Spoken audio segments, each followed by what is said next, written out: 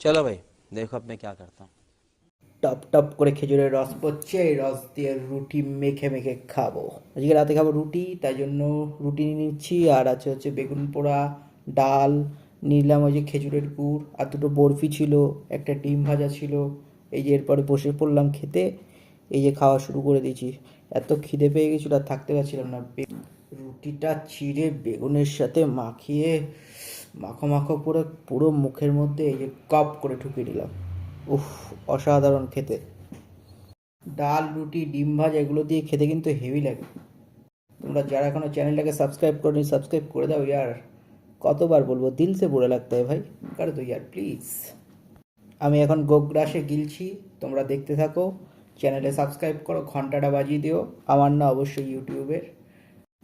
R nerve you two. আবার আসুম কাল video নিয়া।